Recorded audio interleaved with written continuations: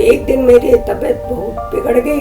एक लंबी यात्रा राष्ट्रीय स्वयंसेवक संघ की आप आज कैसे देखते हैं इसे?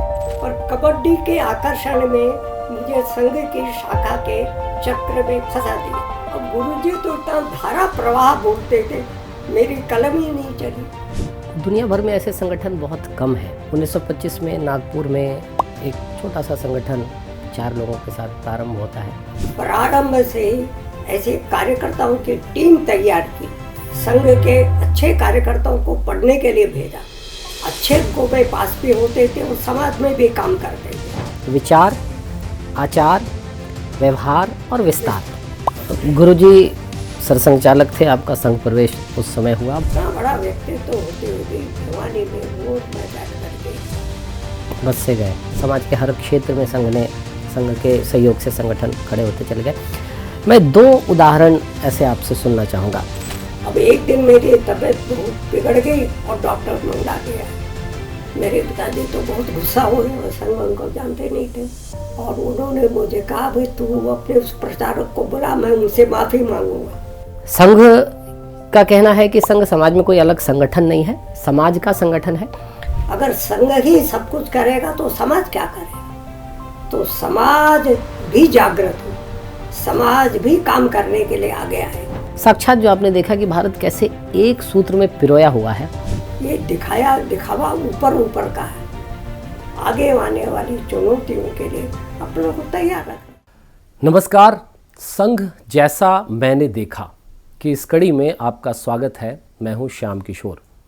राष्ट्रीय स्वयंसेवक संघ आज अपने शताब्दी वर्ष में प्रवेश करने जा रहा है।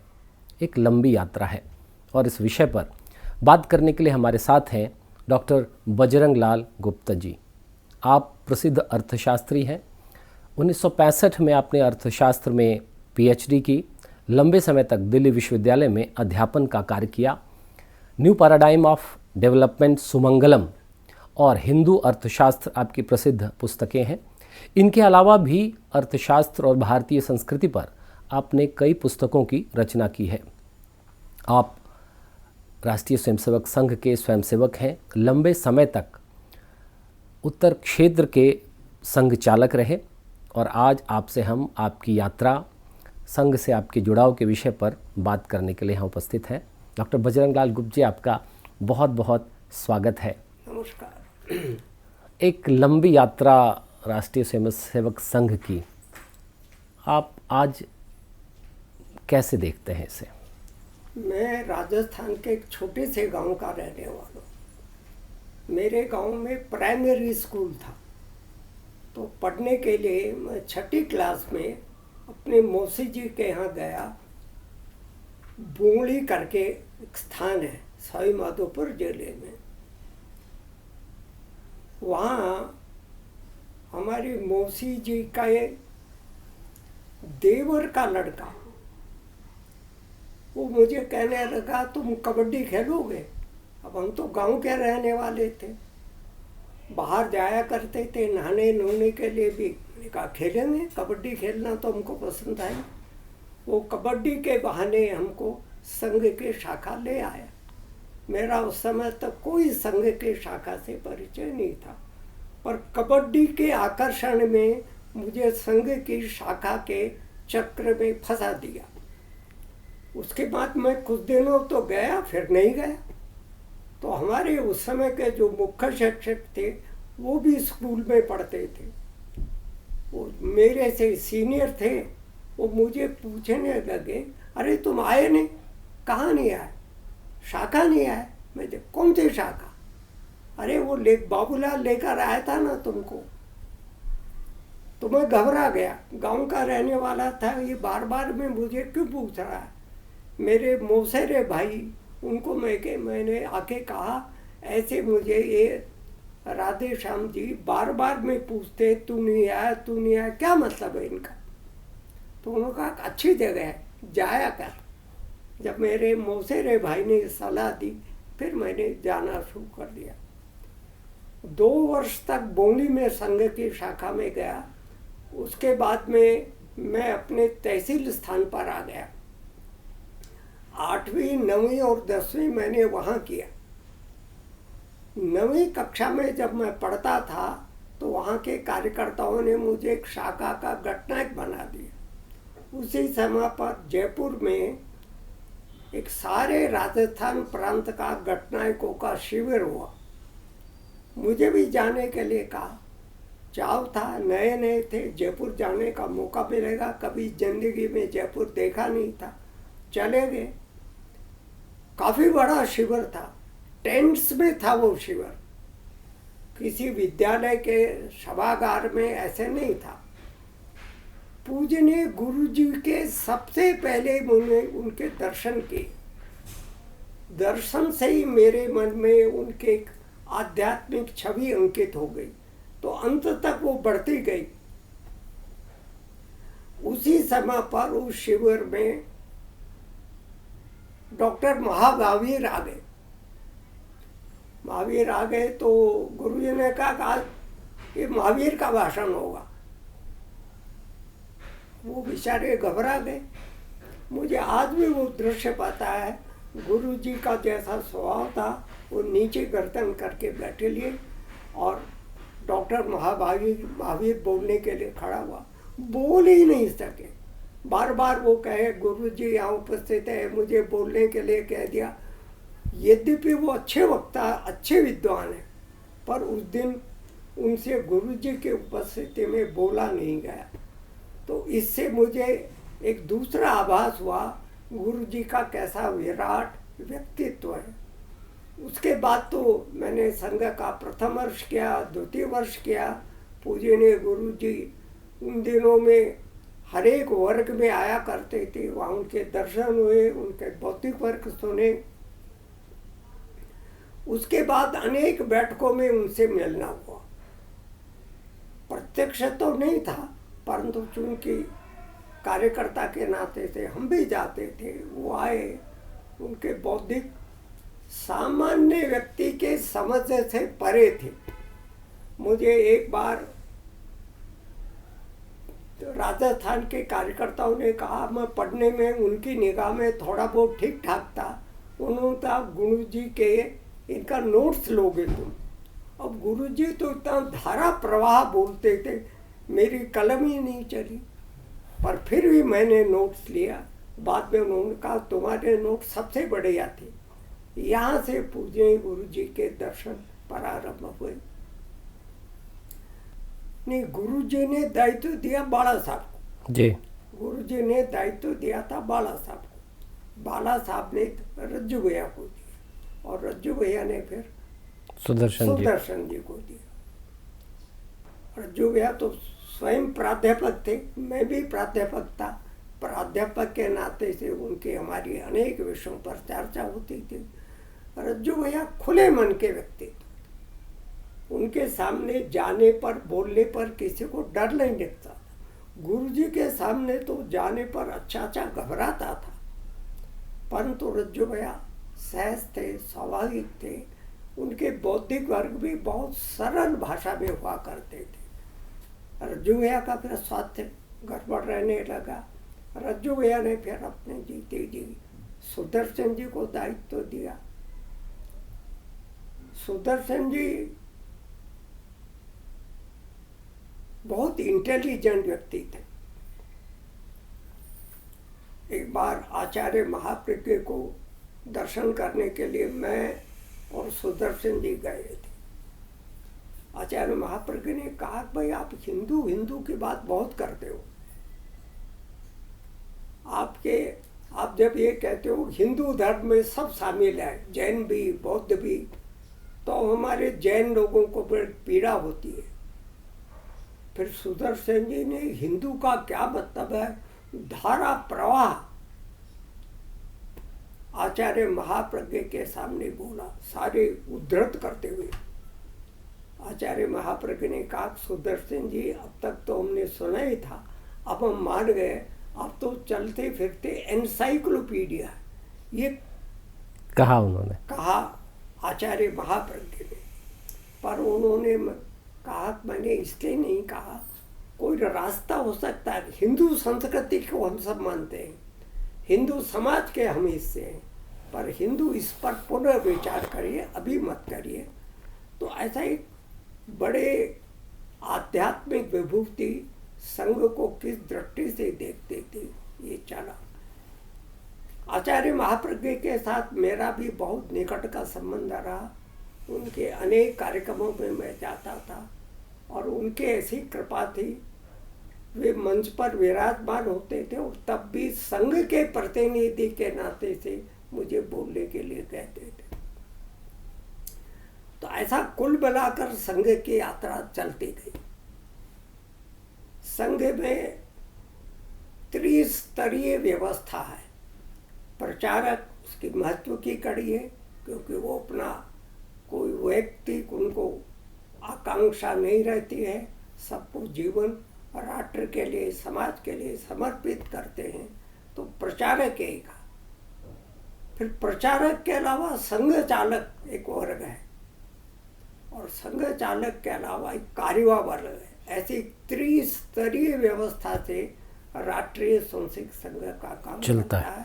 आज जब राष्ट्रीय स्वयंसेवक को सारे देश भर में और विश्व में व्याप्त देखते हैं तो त्रिस्तरीय व्यवस्था ने उसमें बहुत बड़ा योगदान दिया। जहाँ प्रचारकों का योगदान है वहाँ गृहस्थ कार्यकर्ताओं का भी योगदान है। संघ की 100 वर्षों की यात्रा पूर्ण होने जा रही है और दुनिया भर में ऐसे संगठन बहुत कम हैं जो 100 वर्षों की यात्रा भी पूरी कर रहे हों और उनका विस्तार भी उसी व्यापकता से हो रहा हो। 1925 में नागपुर में एक छोटा सा संगठन 4 लोगों के साथ प्रारंभ होता है और बहुत कम समय में पूरे देश भर में शाखाएं लगना और आज तो विश्वव्यापी है। इसके विस्तार के पीछे आप क्या देखते हैं?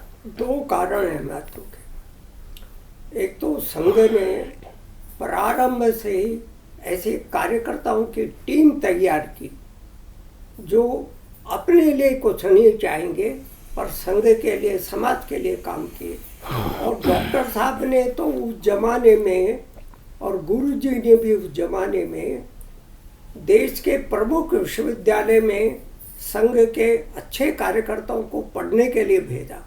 वो पढ़ाई करते थे, अच्छे अंकों में पास भी होते थे और समाज में भी काम करते थे।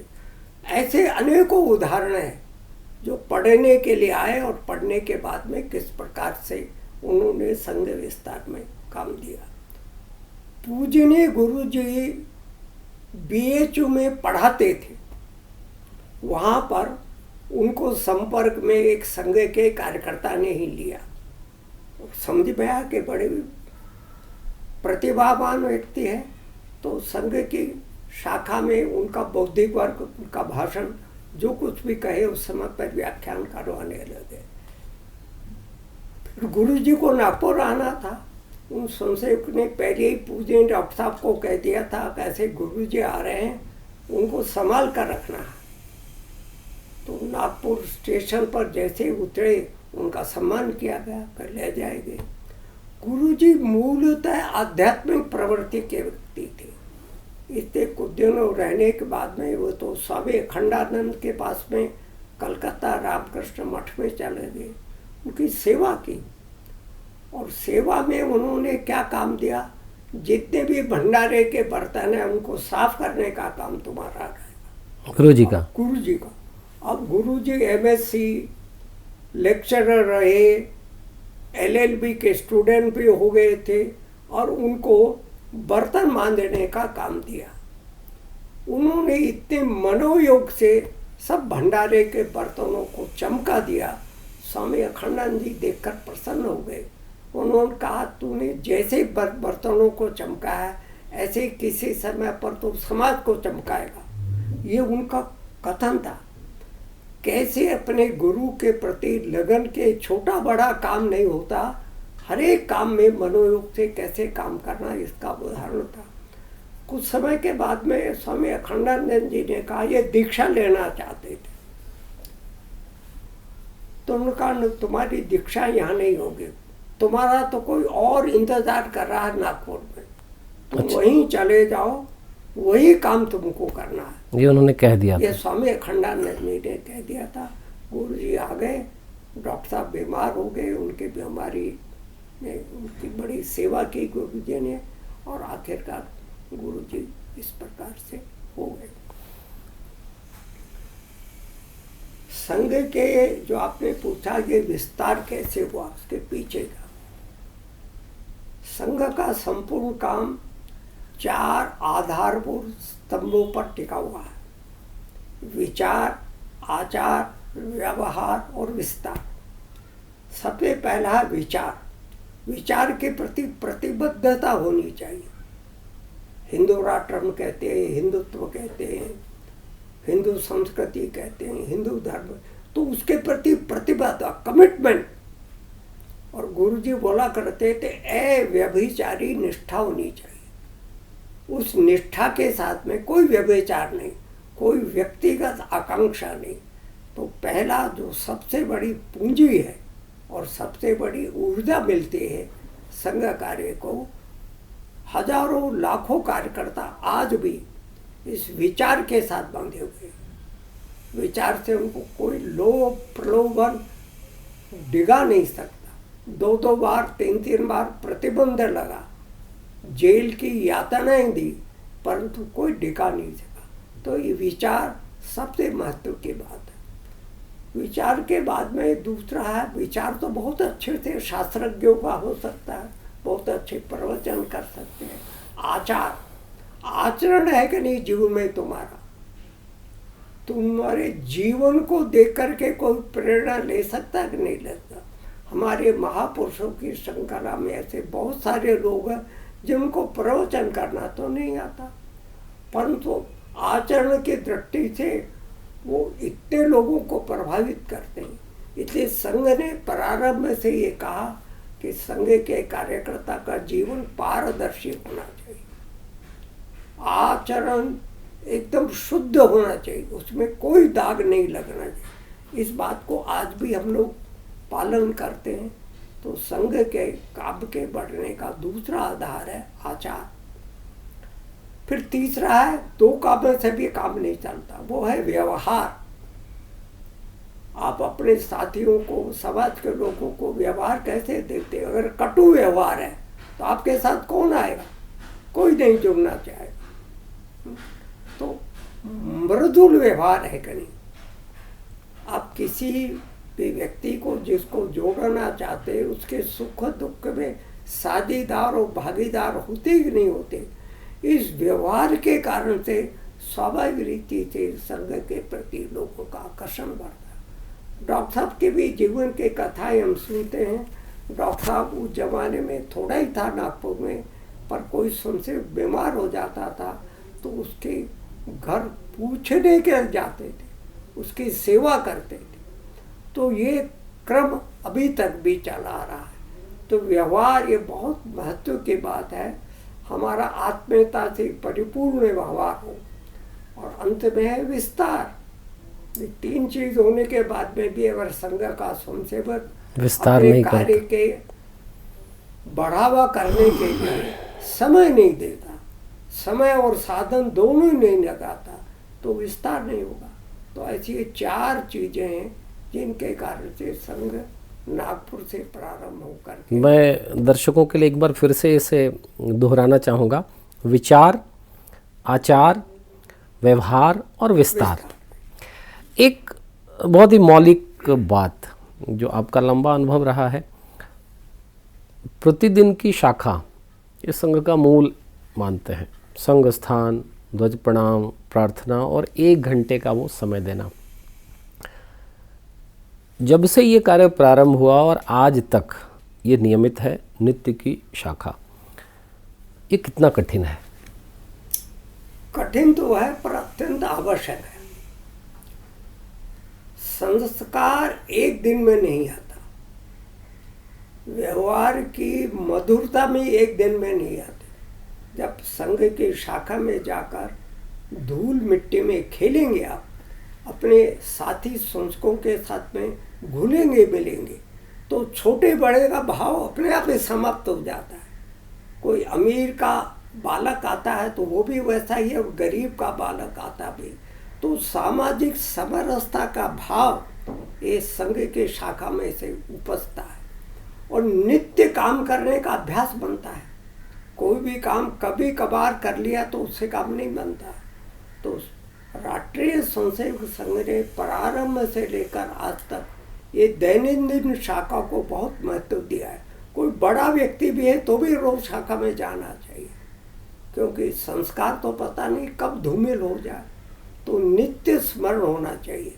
तो ये दैनंदिन शाखा का संस्कों को संभालने में भी बहुत महत्व है और अनेक क्षेत्रों में बढ़ गए आज तो संघ। समाज जीवन का शायद ही ऐसा कोई क्षेत्र है जिसमें संघ ने प्रवेश नहीं किया। जहाँ ध्यान में आया इस क्षेत्र में कमी है, इसमें कुछ न कुछ संघ के स्वयंसेवक को हाथ लगाना चाहिए। तो ऐसे छोटे छोटे अनेक संगठन अखिल भारतीय बन गए। प्रारंभ हुए थे थोड़े से संगठन से। 2-3 उदाहरण देता हूँ। विद्यार्थी क्षेत्र में काम करने के लिए विद्यार्थी परिषद, मजदूर क्षेत्र में जो सबसे अधिक कठिन क्षेत्र माना जाता, जिससे साम्यवादी विचार के लोग ये मानते थे कि हम ही मजदूरों के रखवाले हैं और कोई मजदूर के विचार नहीं करते। ठेंगड़ी जी को गुरुजी ने उस क्षेत्र में भेजा और उन्होंने एक अद्भुत संगठन का निर्माण कर दिया। आज लेबर ऑर्गेनाइजेशन से सबसे बड़ी ऑर्गेनाइजेशन मजदूर संघ है। ऐसे समाज जीवन के हर एक क्षेत्रों को हमने, चाहे सेवा का क्षेत्र हो हाथ लगाया हमने, चाहे चिकित्सा का क्षेत्र हो हमने लगाया, क्रीड़ा का क्षेत्र हो, उसमें समाज जीवन के ऐसे 35-36 क्षेत्रों में इस समय पर संघ के स्वयंसेवक भिन्न भिन्न प्रकार से काम कर रहे हैं और नए आयाम उन्होंने खड़े किए, नई दिशा दी है उन्होंने। जी, गुरुजी सरसंघ चालक थे, आपका संघ प्रवेश उस समय हुआ। बाद के सभी सरसंघ चालकों के साथ तो आपने साक्षात काम ही किया, गहरा अनुभव आपका है। लेकिन इनसे इतर, आज 100 वर्षों की यात्रा पूर्ण होने जा रही है, इनसे इतर ऐसे कौन से प्रचारक, कार्यकर्ता जिनको आपको लगता है जिनके जीवन का, जिनके व्यक्तित्व का आपके जीवन पर अत्यधिक प्रभाव रहा? सेलेक्ट करना बहुत कठिन है, फिर भी क्योंकि मैं मूलतः राजस्थान का रहने वाला हूँ, मेरा राजस्थान से एमए किया मैंने और काफ़ी लंबा समय जयपुर में बीता। ब्रह्मदेव जी उस समय प्रांत प्रचारक थे। ब्रह्मदेव जी अपने आप में अद्भुत व्यक्तित्व था। यहाँ नजफगढ़ के रहने वाले हैं और वो सुनाते थे कि उनके पिताजी बहुत नाराज होते थे, तू कहाँ संघ के शाखा में, और जब लौट कर आते थे उनकी बैंत से पिटाई करते थे और तब तक पिटाई करते रहते थे जब तक कि वो बैंत नहीं टूट जाता था।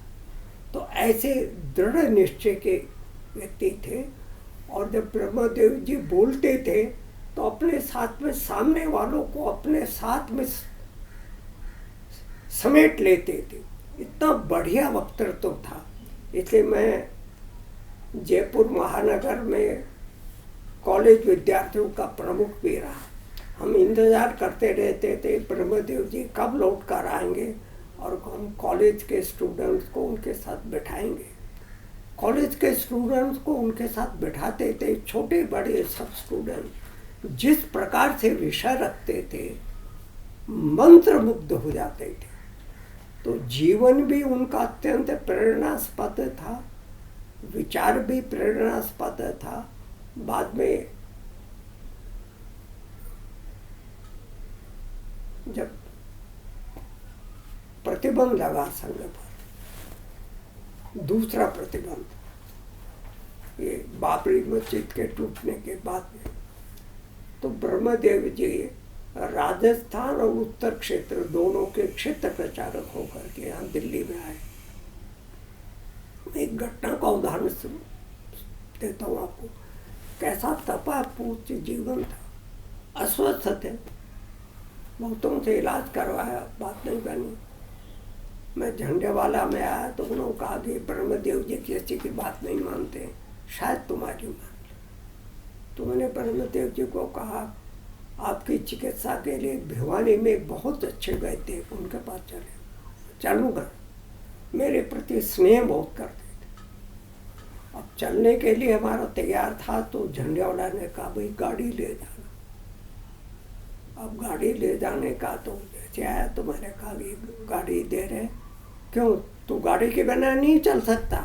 मुझे उन्होंने आपसे कहा? हाँ, मैं तो बस में ही जाऊँगा। यानी इतना बड़ा व्यक्तित्व तो होते हुए भी भिवानी में वो और मैं बैठ करके बस से गए। बस से गए। वैद्यराज ने उनका नाड़ी का परीक्षण किया, कुछ दवा ली थी, कुछ 2-1 दवा ऐसी थी, आयुर्वेद की दवा ऐसी होती थी जिसमें किसी को बादाम के साथ लेना था, किसी को शहद के साथ लेना था। मना कर दिया उन्होंने। मैं संघ का प्रचारक हूँ, मैं बादाम से क्यों लूँगा, पानी से ही लूँगा। ऐसे कठोर निश्चय के लोग थे जिनके कारण से संघ बढ़ा। ऐसे ही दूसरे माने सोहन सिंह जी थे। सोहन सिंह जी, सोहन सिंह जी मेरे हरियाणा के भी संभाग प्रचारक रहे जब मैं संभाग कार्यवाह था। सोहन सिंह जी भी काफ़ी अस्वस्थ हो गए, पर साधारण तौर से अपनी पीड़ा वो किसी को बताया नहीं करते। एक दिन बैठक लेते लेते अचानक सोहन सिंह जी गायब हो गए। हमको बड़ी चिंता हुई, कहाँ गए? सब लोग ढूंढे, कहाँ गए सोहन सिंह? सोहन, बहुत चिंता हो गई। तो आखिर मैंने कहा वो सोहन सिंह जी पहुंच गए होंगे ब्रह्मदेव जी के पास। ब्रह्मदेव जी और सोहन सिंह जी लगभग साथ प्रचारक निकले थे, तो वहाँ चले गए और वहाँ चौमू में एक बहुत अच्छे वैद्य थे, अब तो नहीं है वो, तो उनसे उनका इलाज शुरू हुआ। इलाज से ठीक धीरे धीरे होने लगे। कहाँ तो वो सारी दिल्ली का काम देखते थे, सारे हरियाणा का काम देखते थे। उसके बाद में उनको राजस्थान में एक विभाग का विभाग प्रचारक बनाया। कोई छोटा बड़ा भाव नहीं है, मैं इतना बड़ा दायित्व था, मैं छोटे पर आ गया। बहुत अच्छे प्रकार से विभाग प्रचारक का दायित्व निभाया। फिर लौटकर वो इधर आ गए, तो यहाँ प्रांत प्रचारक हुए, क्षेत्र प्रचारक हो गए। बहुत ही तपापूर्ण जीवन था उनका। अपने संबंध में बहुत कठोरता बरतना, पर साथ ही कार्यता की हर एक सुख दुख की चिंता करना। तो ऐसे अनेक कार्यकर्ता और रहे प्रचारकों में जिनका जीवन वस्तुतः प्रेरणास्पद है। वही वास्तव में उनकी पुण्य ही है जिसके कारण से संघ बढ़ रहा और आज भी हजारों लोग उस पद पर। संघ और समाज का एक बड़ा ही गहरा संबंध रहा है। कुछ बातें आपने बताई कैसे समाज के हर क्षेत्र में संघ के सहयोग से संगठन खड़े होते चले गए। मैं 2 उदाहरण ऐसे आपसे सुनना चाहूँगा। ऐसा एक उदाहरण जिसमें संघ के स्वयंसेवक प्रचारक गए तो समाज का बड़ा सहयोग मिला, और विपरीत स्थितियां भी आपने अवश्य देखी होंगी। जरा बड़ा विरोध हुआ और बहुत कठिनाई से कोई ऐसा अवसर आया जब मामले को संभाला गया। ऐसी कोई स्मृति आपकी इस लंबे कालखंड? प्रकार की स्मृतियां हैं। कोई समय था संघ के प्रचारक को, कार्यकर्ताओं को अपने घर में नहीं आने देते थे। हमको ब्रह्मदेव जी सुनाया करते थे, जब हम आवाज देने के लिए जाते थे। जयपुर में बड़ी बड़ी हवेलियां हैं, ऊपर रहता था शमशेर, तो उनके घर वाले ऊपर से ठंडा ठंडा पानी फेंक देते थे। ये आ गया दुष्ट हमको जगाने के लिए, बुलाने के लिए। यहाँ तक का विरोध हमारे पर, उन्होंने कहीं अपने मन मस्तिष्क पर इस अपमान को नहीं लगाया। उसके बाद में भी जाते रहे करते। आखिरकार धीरे धीरे उन्हीं का मन बदला। मेरे स्वयं के व्यक्तिगत जीवन में आया, जब मैं पढ़ता था मुझे टाइफाइड हो गया था। मेरे पिताजी जयपुर मुझे संभाल करने के लिए आ गए थे। हमारे उस समय पर जो जयपुर महानगर का काम देते थे ऐसे प्रचारक थे, तो उन्होंने डॉक्टर स्वयंसेवक को, डॉक्टर मंगला को मेरी देखभाल के लिए जिम्मे लगाया। अब एक दिन मेरी तबीयत बहुत बिगड़ गई और डॉक्टर मंगला गया। मेरे पिताजी तो बहुत गुस्सा हो गए, वो संघ उनको जानते नहीं थे। कहा ये क्या तरीका है। और फिर जब वो प्रचारक जी वहाँ पर आए तो उनको मेरे पिताजी ने बहुत बुरा भला कहा, मेरे बेटे को मारना है, कहाँ है तुम्हारा डॉक्टर। सुनते रहे, वो बहुत ही विनम्रता के साथ में सुनते रहे, कोई उन्होंने रिएक्ट नहीं किया। फिर सायंकाल वो डॉक्टर साहब आए। डॉक्टर साहब ने कहा क्षमा करना पिताजी, मैं इसलिए नहीं आ सका, मेरी पत्नी की डिलीवरी थी। तो पिताजी तो पानी पानी हो गए और उन्होंने मुझे कहा भाई तू अपने उस प्रचारक को बुला, मैं उनसे माफ़ी मांगूंगा। तो ऐसे बहुत सारे किस्से हैं जहाँ विरोध भी सहा और समाज ने फिर लोगों के पलक पावड़े बिछा करके सब प्रकार का सहयोग भी किया। जैसे इमरजेंसी में अंडरग्राउंड हो गए थे, किसने शरण दिया?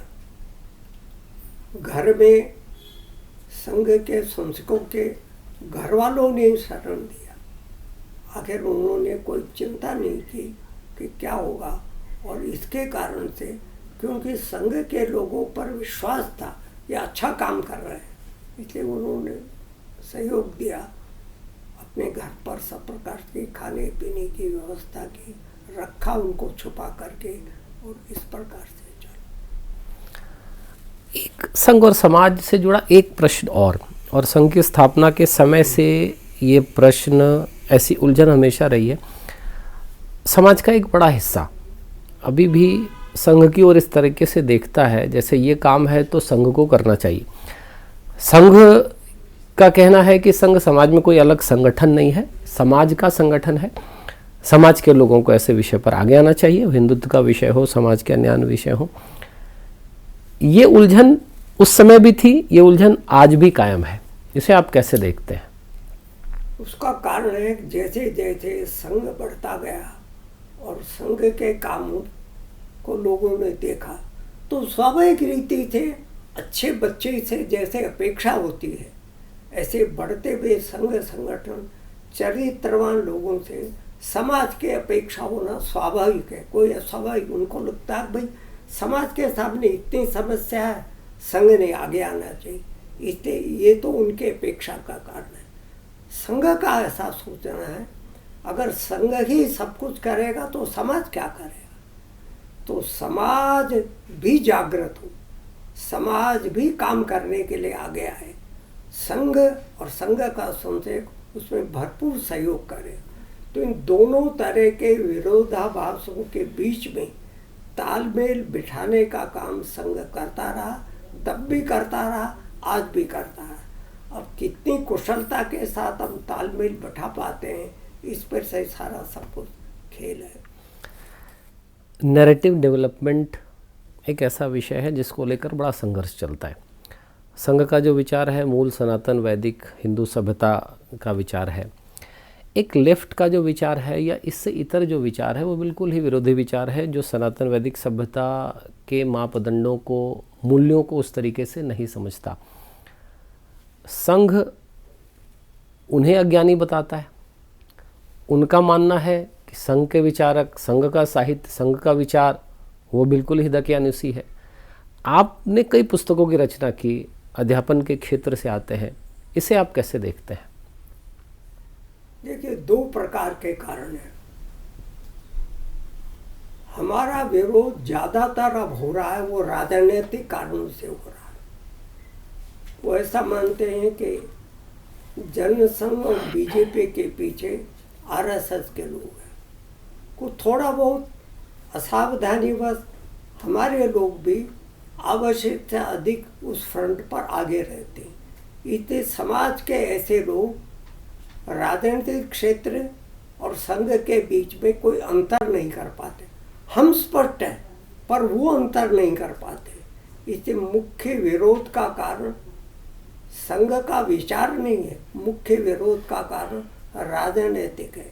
विचार स्वतंत्र है, लेफ्ट अपने ढंग से विचार कर सकता है, हम अपने ढंग। विचार स्वातंत्र पर कोई किसी की रोक टोक नहीं, पर यहाँ आकर के थोड़ा सा लोगों को अब लगने लगा है संघ पूर्णतः राजनैतिक हो गया है, ऐसा उनको लगता है। हम नहीं है, हम स्पष्ट है, परंतु ऐसा लगने लगा। तो एक तो ये अंतर मूलतः है। दूसरा ये है, ये बात तो सच ही है, संघ की जड़ इस देश की आत्मा में है, इस देश के विचार में, इस देश की भूमि में हिंदू और हिंदुत्व है। लेफ्टिस्ट इसको मानते नहीं, वो तो धर्म को अफीम मानते हैं। धर्म उनके लिए कोई जीवन के आचरण को भी लेफ्ट के अच्छे अच्छे कार्यकर्ता कोई बहुत अधिक महत्व नहीं देते। इसे अनेकों का जीवन उस प्रकार का नहीं है। तो यहाँ आकर के मनभेद तो मैं नहीं कहूँगा, पर मतभेद है, और वो जेन्युइन मतभेद है। हम अपनी जगह पर स्पष्ट है कि भाई हम इस पर, अब ये हमारी कुशलता पर निर्भर करते हैं कि हम कैसे उनको हमारी बात समझा सकते हैं। मैं उदाहरण देता हूँ। Doctor M.G. Bokre Nagpur university के वाइस चांसलर थे, और वो मार्क्सिस्ट पार्टी के ट्रेनिंग कैंप के इंचार्ज थे। धीरे धीरे ठेंगड़ी जी उनके संपर्क में आए। व्यक्ति ईमानदार थे, मैं भी उनके घर पर गया हूँ कई बार। बहुत अध्ययनशील थे, बहुत विद्वान थे। आखिर उनको धीरे धीरे ध्यान में आया कि मैं तो भारतीय विचार के आधार पर विचार ही नहीं कर रहा। तो धीरे धीरे उनका विचार बदला। बाद में स्वदेशी जागरण मंच के वो अखिल भारतीय संयोजक बने, और उनके पुस्तक आई हिंदू इकोनॉमिक्स, इस नाम से। M.G. बोकरे क्या है, जो घोर विरोधी और लेफ्टिस्ट पार्टी के सबसे बड़े और ट्रेनर थे, वो बदले। तो अगर हम अपनी बात को पर ठीक से व्यवहार करते रहते हैं तो लोग बदलते हैं। ऐसे अनेकों उदाहरण दिए जा सकते हैं। समय की सीमा के कारण से मैं उनको रिपीट नहीं कर रहा। जी, ये चर्चा बड़ी लंबी चल सकती है। इतना लंबा अनुभव कार्य का, समाज का, अध्यापन का। एक प्रश्न, अभी संघ ने शताब्दी वर्ष में पंच परिवर्तन, स्व और सामाजिक समरसता, पर्यावरण, कुटुंब प्रबोधन और नागरिक कर्तव्य, ये सारे विषय ऐसे हैं जो प्रारंभ से ही एक तरीके से संघ के स्वयंसेवक को यह सब कुछ सिखाया ही जाता है। आचरण व्यवहार की जो बात आपने कही, इसे अलग से आज कैसे देखें, कैसे समझें?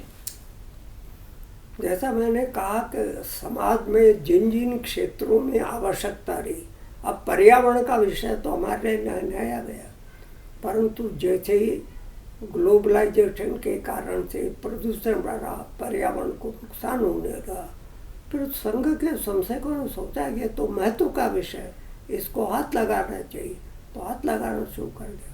कुटुंब प्रबोधन के बारे में भी ऐसा ही हुआ। हम संघ के शाखा में महिलाओं को नहीं आने देते, महिलाओं का अलग संगठन है, परंतु कुटुंब तो महिला, पुरुष और बच्चों से मिलकर बना।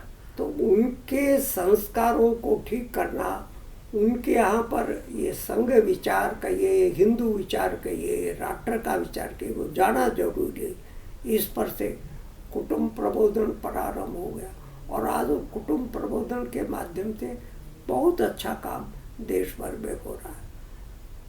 तो हमारे यहाँ पर ये वास्तव में ये इस प्रकार के जो आपने पंच परिवर्तन की बात कही, पंच ही नहीं है तो अनेक वेद परिवर्तन है जी। क्योंकि वास्तव में समाज का जीवन भी बहुआयामी है, और हम भी बहुआयामी काम करने के अभ्यस्त हैं। इसे सब क्षेत्रों में जाकर के धीरे धीरे समाज की इन आवश्यकताओं को समाज का सहयोग लेती है। आपने जो बीच में एक बात कही कि संघ ये कहता है, हमने अहंकार नहीं आ जाए संघ को, हम ही सब कुछ करते हैं, हम कौन होते हैं करने वाले? अरे समाज है करने वाला। वो विवेकानंद जी कहा करते थे, जब लोग कहते थे मैं समाज परिवर्तन का काम कर रहा हूँ, तो विवेकानंद जी कहते तुम कौन होते हो परिवर्तन करने वाले? अरे समाज तुमको परिवर्तित करेगा, तुम समाज को परिवर्तन। तो ये अहंकार ना आ जाए संघ के स्वयंसेवक में, इसलिए साधारण तौर से भूमिकाएं रहती है समाज जीवन के अच्छे अच्छे लोगों को दायित्व दे करके उनको उस कार्य में हम सहयोगी की भूमिका। एक अंतिम प्रश्न, देश भर में आपके प्रवास हुए और बड़ी विविधता है देश में, सांस्कृतिक, सामाजिक, रहन सहन, खान पान। ऐसी कोई दो बात, पढ़ने में तो बहुत कुछ आता है, शास्त्र कहते हैं, अनुभव कहते हैं, साक्षात जो आपने देखा कि भारत कैसे एक सूत्र में पिरोया हुआ है, ऐसी कोई दो बातें पूरे प्रवास के दौरान जो आपको समझ में आई? देखिए, मैं उत्तर भारत के भी अधिकांश प्रांतों में प्रवास के लिए गया, दक्षिण भारत के भी अधिकांश प्रांतों में गया, और केरल गया, कर्नाटक गया, बंगाल गया, सब जगह गया। मुझे ध्यान में आया ये दिखावा ऊपर ऊपर का है, अंदर से मन टटोल कर देखो तो एक ही है। सब माँ बाप की सेवा करना चाहते हैं, सब गुरु का आशीर्वाद लेना चाहते हैं, सब शिक्षा के माध्यम से अपने बच्चों को संस्कारित करना, किसी भी क्षेत्र में चले जाए। तो एक बात तो ये ध्यान में आती है, जिससे लगा कि वस्तुतः समाज जीवन एक ही है, समस्या भी एक ही। दूसरी बात मुझे ध्यान में आया कि खान पान का विषय है। अब खान पान में तो अलग होगा ही होगा, एक जैसा खान पान नहीं हो सकता, परंतु संघ ने खान पान में अलग अलग प्रांतों की विविधता होते हुए भी उनके प्रति घृणा नहीं की। हमारे अनेक कार्यक्रमों में हमने देखा कि वो दूसरे प्रांत के लोग भी बैठे हैं, हम भी बैठे हैं, परंतु ये कभी अनुभव नहीं हुआ। तो जाने पर ऐसा लगा कहाँ अंतर है, अंतर तो है ही नहीं वस्तु, अंतर तो हमारा बनाया हुआ, ये प्रत्यक्ष अनुभव की बात है। अच्छी चर्चा हुई आपसे। लंबा समय आपका, इन 100 वर्षों के कालखंड में लंबा समय आपने संघ को देखा, कार्य किया, विस्तार किया उसका। 100 वर्ष की यात्रा पूर्ण होने जा रही है, आगे क्या? आगे संघ तो अपने इसी मूल विचार को लेकर चलता रहेगा। संघ सेल्फ प्रेज में विश्वास नहीं करता, और कोई संस्था होती तो ये 100 वर्ष का इतना जबरदस्त ढिंढोरा पीटते वो, पर संघ ने ये नहीं तय किया। संघ ने कहा सहज है, स्वाभाविक है, स्वाभाविक ग्रोथ है। जैसे मनुष्य की ग्रोथ शिशु लेकर बात तक की स्वाभाविक ग्रोथ है, हमारे समाज जीवन में भी ऐसी स्वाभाविक ग्रोथ है। संघ भी समाज जीवन का हिस्सा होने कारण से स्वाभाविक ग्रोथ है। इसलिए मुझे लगता है आज भी देश में समस्याओं की कमी नहीं है। ये मान ले कि सब समस्याएं समाप्त हो गई है, नए जमाने के साथ नई समस्या और नई चुनौतियां खड़ी होती है, तो समय और कालखंड के अनुसार चुनौतियां खड़ी होती है। दीनदयाल जी कहते थे हमको युगानुकूल विचार करना चाहिए। जो आज का हमारे 5000 साल, उसको एज इट इज तो नहीं लागू कर सकते। उस समय की परिस्थिति अलग है, आज की परिस्थिति अलग है। तो युगानुकूल विचार करना, और ऐसे भी हम आँख बंद ही नहीं कर सकते। दुनिया में जो कुछ हो रहा है उससे हम स्वीकार ही नहीं करेंगे।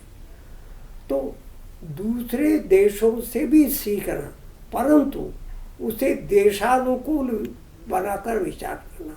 ऐसे उनके युगानुकूल और देशानुकूल बड़े महत्व के कॉन्सेप्ट थे। मुझे लगता है कि राष्ट्रीय स्वयंसेवक संघ भी इसी विचार को लेकर चलेगा। समाज जीवन भी समाप्त नहीं होता, तो समाज जीवन के साथ साथ समस्या भी नित्य नए रूप में खड़ी होती है। तो इसलिए संघ ने मूल विचार के साथ में अपना तादात्म्य बनाकर आगे आने वाली चुनौतियों के लिए अपनों को तैयार रखना, यही काम। डॉक्टर बजरंग लाल जी, आपका बहुत बहुत धन्यवाद संघ जैसा मैंने देखा इस कड़ी में हमसे बात करने के लिए। संघ का शताब्दी वर्ष आ रहा है, निकट आ रहा है, और इस विषय पर हमने डॉक्टर बजरंग लाल गुप्ता जी से बात की। लंबा अनुभव कार्य का उन्होंने हमसे साझा किया। आद्य सरसंघ चालक को छोड़कर सभी सरसंघ चालकों को देखने का, उनके साथ कार्य करने का अनुभव हम सभी ने सुना। समाज जीवन में हर तरह के अनुभव आए, वो भी हमने सुना। आगे की जो दिशा है, समस्या कभी समाप्त नहीं होती, और संघ ने अपने आप को किसी संगठन के तौर पर नहीं, समाज में एक अच्छे नागरिक बने हर कोई, इसलिए कार्य किया है। इन सभी विषयों पर हमने उनके अनुभव सुने। इस कार्यक्रम को देखने के लिए आप सभी का भी बहुत बहुत धन्यवाद। बहुत धन्यवाद आपका। जी।